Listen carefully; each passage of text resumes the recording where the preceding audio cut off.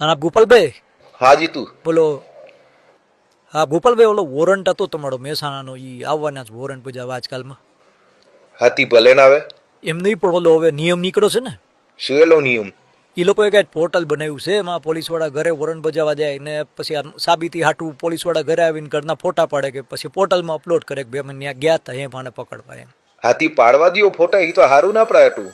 આપણે કહેવાનું ભાજપ પોડા મારી પાછળ પડ્યા, બીજું હું. પણ તમે ઘરે નહીં હો ને. હા પણ માજી તો મળશે ને. આપણે કેવા થાય ને કે મારી માને હેરાન કરે છે આ લોકો. એમ નહીં એ તો પણ મૂક ને ભાઈ, હું સમજી ગયો. એમાં કઈ ફાટી ન પડવાનું હોય. એ પોલીસ વાળાને આવવા દ્યો, બાકી હું જોઈ લઈશ પછી. ચોરી અને એના ઉપર સીનાચોરી. હર્ષ સંઘવીએ ગઈકાલે મારા ઘરે પોલીસ મોકલી, મારા પરિવાર સાથે ગેરવર્તન કર્યું અને એ વાતનો મેં ભાંડો ફોડ્યો જગ જાહેર. તો સાંજ સુધીમાં એક બનાવટી AI ઓડિયો વાયરલ થઈ ગયો. અરે વાહ, તમને બધી ખબર પડી જાય છે. અમે તો આખા વર્ષમાં તમારા ઉપર 100 પ્રકારના મુદ્દાઓ ઉપર આંગળી ઊંચી કરી છે. અમે તમારા વિરુદ્ધમાં કીધું કે તમે ડ્રગ્સના કારોબારની અંદર તમારી આખી પાર્ટી સંડોવાયેલી છે. કેમ અમારો ઓડિયો ના આવ્યો? અમે તો કીધું કે હર્ષ સંઘવી 8 પાસ છે, કેમ ઓડિયો ના આવ્યો મારો એમાં? અમે તો કીધું કે આ ડફોળ છે, કેમ ઓડિયો ના આવ્યો? ડફોળ છે એવી વાતચીતની પુષ્ટિ કરતો. અમે તો કીધું કે દારૂના હપ્તા તમારા ભાજપવાળા કમાય છે, કેમ ઓડિયો ના આવ્યો? તમારા ઉપર જ્યારે જ્યારે અમે સવાલ ઊંચો કર્યો, સવાલ ઉઠાવ્યો, ત્યારે તો કોઈ ઓડિયો ના આવ્યો કે હા આ વાત સાચી છે. અને જ્યારે મેં એમ કીધું કે મારા પરિવારને હર્ષ સંઘવીએ પોલીસ મોકલીને હેરાન કરવાની કોશિશ કરી છે, તો સાંજે છેક એક બનાવટી ઓડિયો વાયરલ કરવામાં આવ્યો. કઈ વાંધો નહીં, કરો વાયરલ. જનતા બધું જ જાણે છે કે સાચું શું છે ને ખોટું શું છે.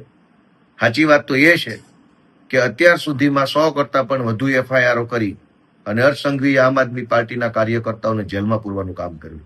પણ કઈ વાંધો નહીં, અમે કોઈ તમારાથી ડરતા નથી કે અમે કોઈ તમારાથી કંઈ ભાગી જવાના નથી. તમારે અમારી ધરપકડ કરવી હોય તો આ ખુલ્લેઆમ જ ફરીએ છીએ, જ્યારે કરવી હોય ત્યારે કરી શકો છો. ડરપોક કઈ, અમે તમારા જેવા ડરપોક કે કાયર માણસ નથી. અમે તો લડનારા હિંમતવાન માણસો છીએ. ગઈકાલે જે કૃત્ય કર્યું એ કૃત્ય અત્યંત નિમ્ન કક્ષાનું હતું, અત્યંત જઘન્ય પ્રકારનું કહી શકાય. અને ચોરી ઉપરથી સીનાચોરી, કે એક તો મારા પરિવારને હેરાન કરવા, ધાકધમકી કરાવવા માટે તમે પોલીસ મોકલો છો અને ઉપરથી પાછો ઓડિયો બનાવવાનો. અને ઓડિયો પણ 8 પાસ ને છાજે એવો ઓડિયો છે. કોઈ ડફોળ માણસ, હલકી બુદ્ધિનો માણસ, નિમ્ન કક્ષાની વૃત્તિ ધરાવતો માણસ જેવો ઓડિયો બનાવે એવો ઓડિયો છે.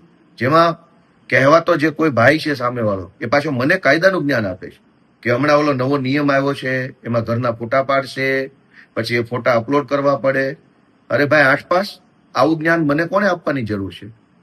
હું તો ઓલરેડી પોલીસમાં રહી ચૂક્યો છું. હું ઓલરેડી પોતે વકીલ છું. મને બધી જ ખબર હોય કયો નિયમ છે ને કયો નિયમ નથી. એમાં મને કઈ કોઈએ ફોન કરીને કહેવાની જરૂર જ નથી હોતી કે હવે આવો નિયમ આવ્યો છે. પાછો કહેનારો વ્યક્તિ એમય કહે છે કે બા ઘરે એકલા છે. ઓહો, આટલું બધી ફેબ્રિકેટેડ વાત. બા ઘરે એકલા છે કે નહીં એનાથી પોલીસને ક્યાં આમાં કઈ કે લેવા દેવા છે? અને જાણે તો મને ફોન કરીને પોલીસે આગોતરી જાણ કરી હોય કે તમને ઘરે આવશે, આમ કરશે, તેમ કરશે. એટલે આખો આ બનાવટી ઓડિયો, અને દુઃખની બાબત તો એ છે કે આવો ઓડિયો જે બનાવવામાં આવ્યો છે, એ ઓડિયો બનાવનારા લોકોને પણ બુદ્ધિ નથી કે આની અંદર જે કાંઈ વાતચીત એને સામેલ કરી છે, એ જે મેં મુદ્દા ઉઠાવ્યા, મેં એમ કીધું કે હર્ષ સંઘવીએ આટલી પ્રકારે દાદાગીરી કરી છે, જાણે કે એનો ભાજપ ખુલાસો કરતું હોય. એ ખુલાસા ટાઈપનું અંદર ચર્ચા જોડવામાં આવી છે. એટલે આ આખી બનાવટી વાત જે છે ચૂંટણી ટાણે આવી છે.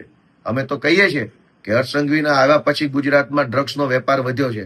બનાવો એનો પણ એક ઓડિયો, ગોપાલ અને કોઈ ભાજપના નેતા વચ્ચેનો, અને કરો વાતચીત કે ભાજપના નેતા પૈસા કેટલા લે છે અને ગોપાલભાઈને એ જાણ કરે છે એવો.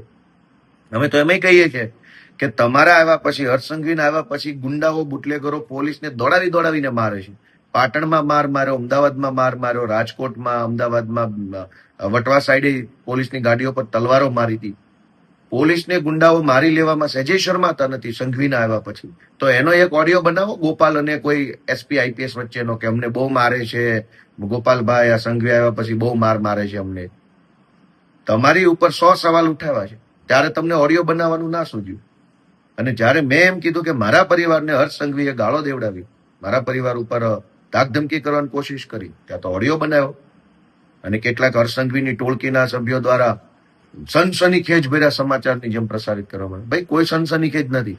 સનસની તો 2027માં સનસનીખેજ ભેરા સમાચાર આવવાના છે. બ્રેકિંગ ન્યૂઝ 27માં આવવાના છે. સંઘવી જેલમાં જાય છે ને આમ આદમી પાર્ટીની સરકાર આવે છે.